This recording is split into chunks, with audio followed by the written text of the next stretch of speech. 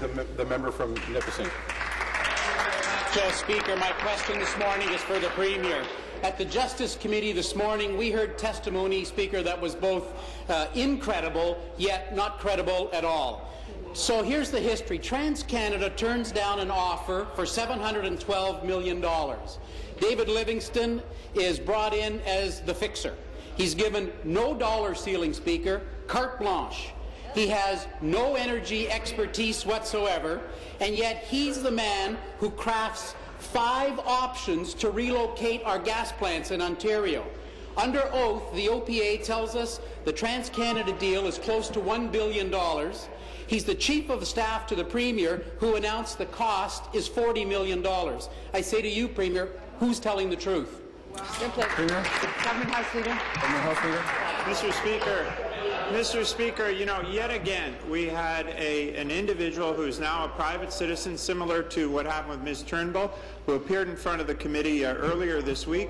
They came forward and, under oath, Mr. Speaker, answered questions to the best of their ability. I cannot help it, Mr. Speaker, if the opposition is calling witnesses who are not giving them the answers that they want, Mr. Speaker. Mr. Livingston provided an explanation. He answered questions at great length, and I understand that the committee has asked him to come back. So let's let the committee do its work, Mr. Speaker, and let's stop engaging in these types of drive-by smears of individuals who are now in private life and have given other time to come before the committee. Thank you. Supplementary.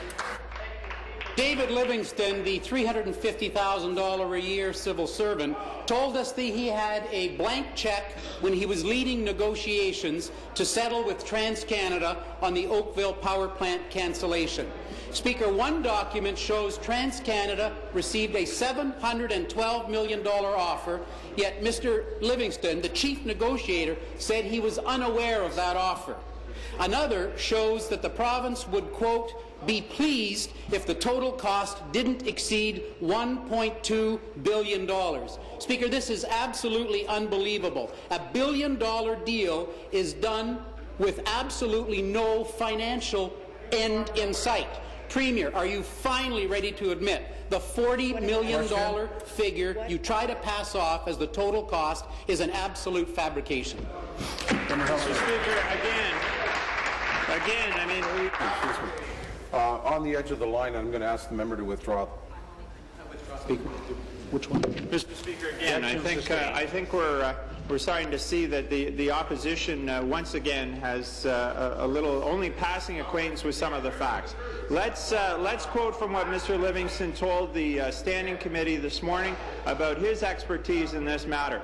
Before I ran Infrastructure Ontario, I had a 30-year career in banking, and especially in my latter days in banking, I was mostly involved with the development of strategy and mergers and acquisitions work. Member from Renfrew, come to order. Broad agreement in negotiating agreements with as between private sector companies. And I think the way the government looked at that was that they had with me and with the people at Infrastructure Ontario expertise in negotiating with the private sector that they felt was of use in trying to make sure we get the best deal for the taxpayer. Final supplementary. Very much, Speaker. We also heard and saw in an August 2011 email titled Confidential Advice to Cabinet, Mr. Livingston offered up 5 proposals to satisfy TransCanada.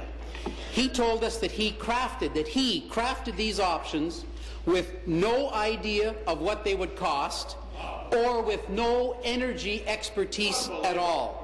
Premier, according to sworn testimony, the Ontario Power Authority said this haphazard approach to planning the delivery of energy in Ontario will cost almost $1 billion. Yet on September 25th, Premier, you stood in this House and said the total cost was only $40 million. Premier, who's telling the truth?